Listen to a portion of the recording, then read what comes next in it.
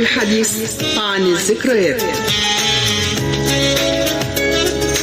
ولنا حديث عن الأمنيات، ونعيش لقاء مع أجمل اللحظات.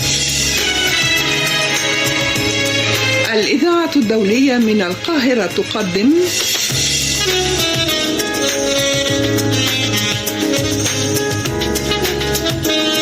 لقاء مع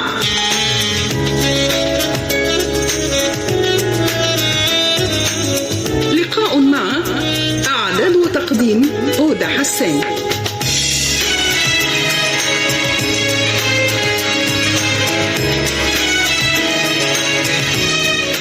أصدقائي، لكل منا محطات ولحظات ومواقف وشخصيات في حياته لا تنسى، ومن خلال هذه الحلقة نلتقي مع شخصيات نغوص معهم في بحار حياتهم لنستكشف هذه الحياة.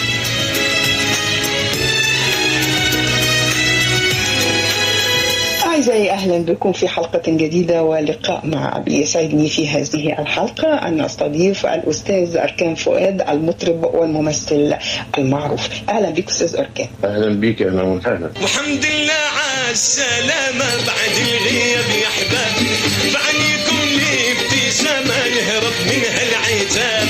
أول سؤال بقى أنا هسأله واللي كل الناس بتسأله، فين الأستاذ أركان فؤاد من الساحة الغنائية؟ والله هو كالعادة يعني، وجوابنا هو ما بيتغيرش. هو إيه؟ إنه الساحة الفنية دلوقتي مش حلوة، اللي أنت بتشوفيه يعني طفرات كده بتطلع، ولكن يعني جو موسيقي فني زي زمان مش هنلاقي، فاهم ازاي؟ فالواحد ده زي ايه، نفسيته شويه تعكرت يعني.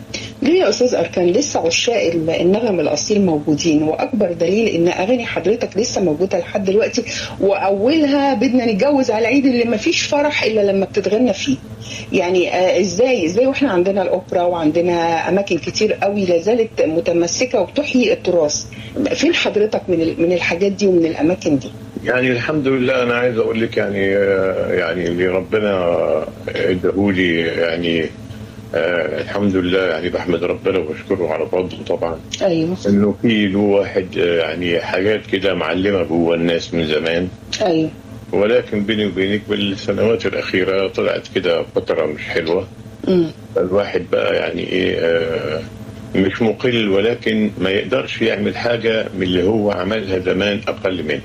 طب هو حضرتك ما فكرتش تجرب؟ يعني تجرب ان انت تعمل اغنية على النطاق اللي هو الموسيقي الاصيل، وتطرحها كده وتشوف في مستمعين ليها ولا لا؟ يعني هو بيني وبينك يعني عشان انا اكون صادق معاكي، يعني احنا الحمد لله احنا تعاملنا مع جميع الملحنين طبعا العظام في مصر طبعا، ومن المؤلفين والشعراء الكبار، ربنا يرحمهم، واللي موجود ربنا يخليه يا رب. يعني ما فيش كلمة أو ما فيش أغنية تقدري تاخديها علشان محمد جد أنت تجارتي فيها أو تنزلي فيها قدام هذا الكم الهائل من الأغاني اللي مش عايز اقول، يعني اقول مش حلوه وخلاص. ان في الاغاني لسه باقيه مع الناس، ومنهم السيده ام كلثوم وعبد الوهاب وعبد الحليم. حضرتك عملت اغاني كتير قوي، عملت اشهرها بدنا نتجوز على العيد وجبال الصبر واول حب من اسكندريه ومجاريح الهوى. في ملحنين شباب طالعين كويسين، ولكن النهج بتاعهم او الطريقه بتاعتهم مش بتاعتنا احنا. حضرتك تقصد المهرجانات، الطريقه بتاعت المهرجانات بالظبط كده. والناس للاسف الشديد اتجرت وراء هؤلاء الناس، وبقت مثلا انت تيجي، يعني انا جربت مره من 7 سنين تقريبا عملت اغنيه. ايوه، يعني بيني وبينك تعبت فيها بتاع 6 شهور لغايه ما عملناها وسجلناها وتعبنا فيها فالواحد يعني ايه بيقول لك يعني ما اقدرش كمان اعمل حاجه ان واحد يضيع تاريخه، فاهمه ازاي؟ احنا مهما يكن تاريخنا صغير ماشي. لا ازاي يا استاذ أركان؟ لا تاريخك كبير، ازاي بقى ده ممتد بقى من سوريا ولبنان لسه هنتكلم فيها دي، لسه ما جيناش عندها يعني. بس انا برضو عايزه اقول لك على حاجه، الاغنيه لما بتبقى هشه من البدايه ما بتفضلش فتره كبيره، بتقع. ما هو ده اللي احنا بنقوله، انه احنا من قديم الازل كان يقول لك مش عارف اغنيه فلان مش يا ابني كلها دي شهر شهرين وتنتهي. ايوه ايوه. ولكن اغاني الاساتذه الكبار او العظام اللي كانوا موجودين دي دايما معانا لغايه دلوقتي، وبقى لها العمليه من 50 60 70 سنه. طيب لان كانوا هم بيتعبوا بالكلمه وبيتعبوا طبعا اللحن. فاهم قصدي ازاي؟ بس حضرتك مش معايا ان احنا هناخد مثال الاستاذه زوجتك ناديه مصطفى. ايه رايك ناديه مصطفى لما غنت في المهرجان الموسيقى العربيه على مسرح الجمهوريه واوبرا اسكندريه باغانيها القديمه، راح لها يعني كان كومبليت وراحوا لها الناس وبسم الله ما شاء الله ما زال صوتها سليم زي ما هو وادائها جميل زي ما هو. والله يعني رجعتنا للزمن الجميل. الله يكرمك ربنا يخليك، ده كتر خيرك والله انت بتقول الكلام ده. لا ده الحقيقه ده الحقيقه. انا عايز اقول لك يعني ناديه الحمد لله ربنا يديلها الصحه يا رب. يعني هي ما عملتش حاجه او ما عملتش اغنيه كانت مش حلوه. ايوه يعني اغانيها كلها من البدايات الحمد لله. صحيح، ما هو ده دليل انها معلمه لحد دلوقتي. الحمد لله الحمد لله. ايوه ما هو ده بقى اللي انا بتكلم مع حضرتك فيه.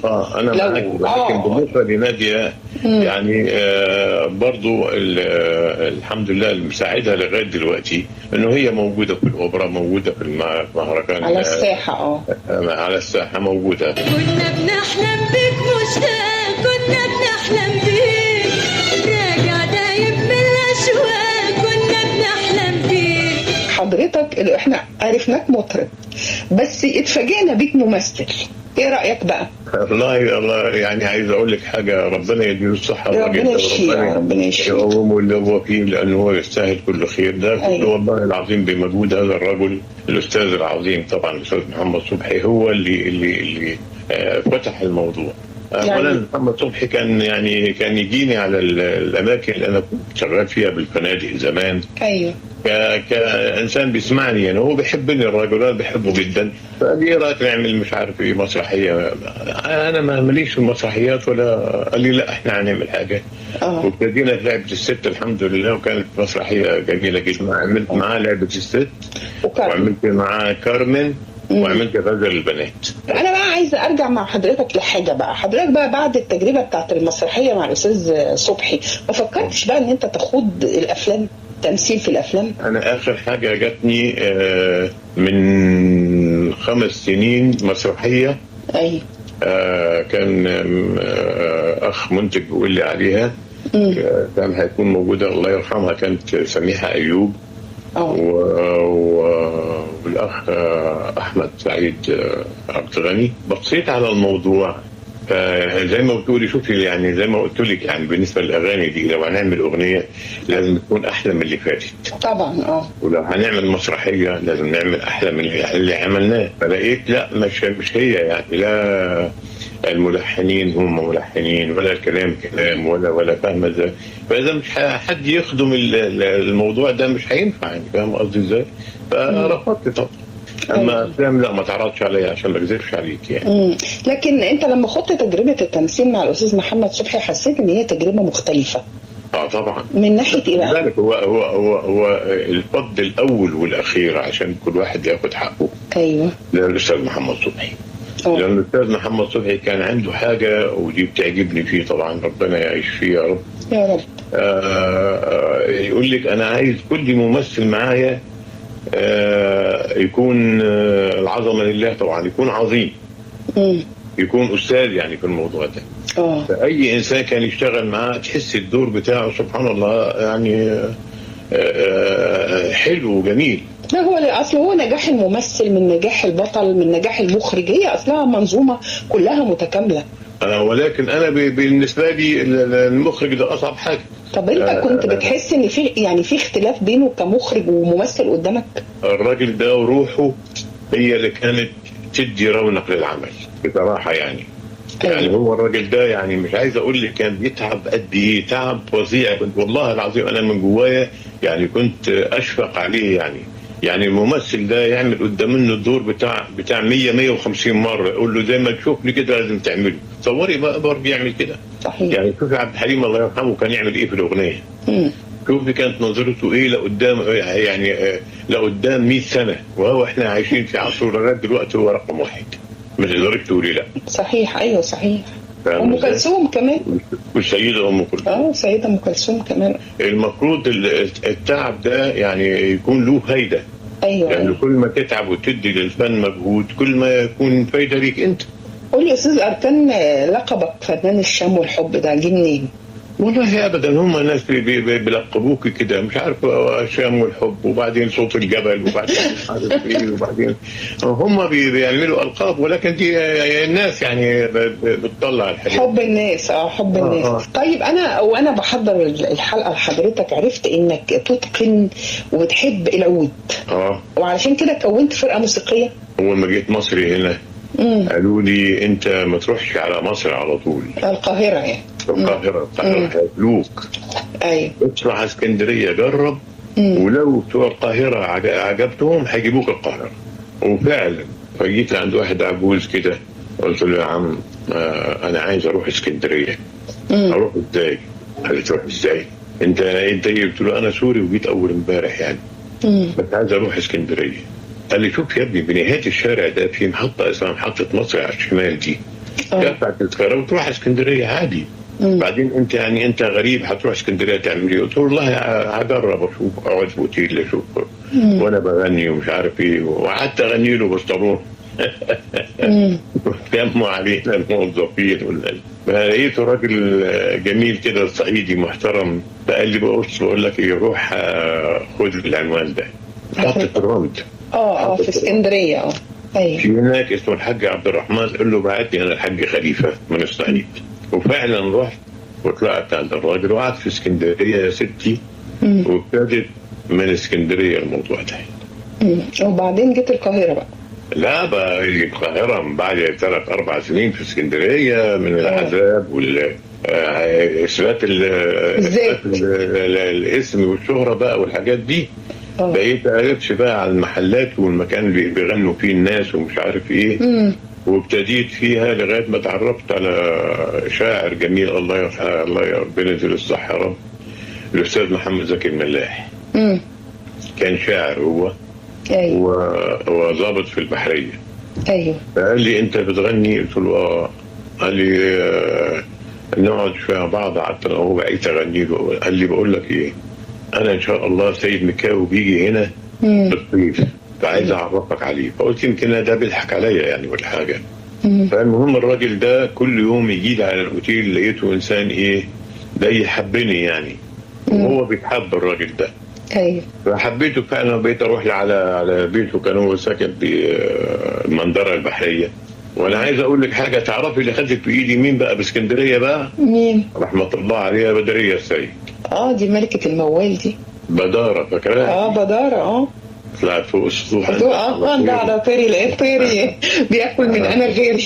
قلت لهم الواد ده اركان ده كويس قوي خدوه يا جماعه خليه يغني بالافراح مش عارف ايه وايه.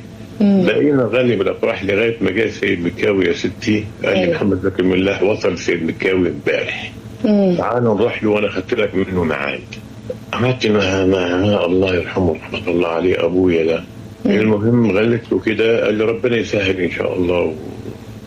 فقلت ايه يعني ما بيجاملني وخلاص. ايوه. قلت له محمد زكي ايه الاخبار؟ قال لي لا ان شاء الله. قلت له ربنا يسهل.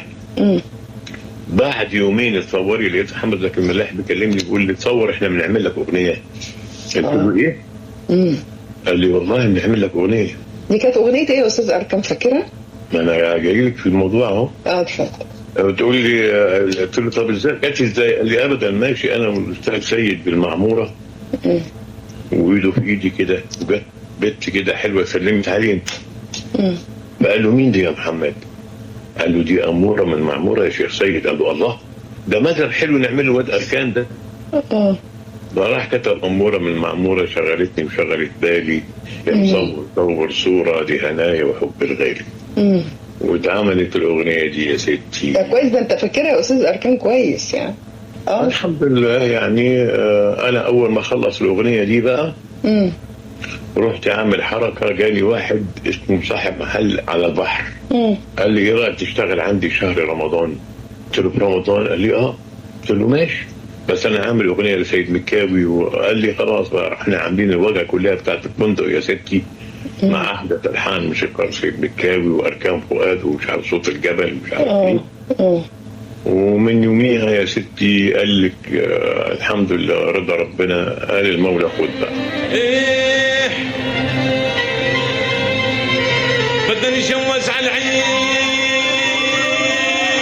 وبدنا نعمر بيت جديد إلى هنا أعزائنا نكون قد وصلنا سويا إلى ختام حلقة اليوم من برنامج لقاء معه، وعلى أن نستكمله في الأسبوع القادم بمشيئة الله مع الفنان الكبير أركان فؤاد. بدنا نتجوز على العيد وبدنا نعمر بيت جديد، شبان عزوبي وهموم غيري وسهر ومواعيد يا يابا يا يابا، غيري وسهر ومواعيد. لكم تحيات أنور معروف من الهندسة الإذاعية. بدنا نعمل سهرة كبيرة وبدنا نعزم كل الجيري، يا طيور المحبة طيري طيري ولا تروحي لبعيد. بدنا نتجوز على عيد.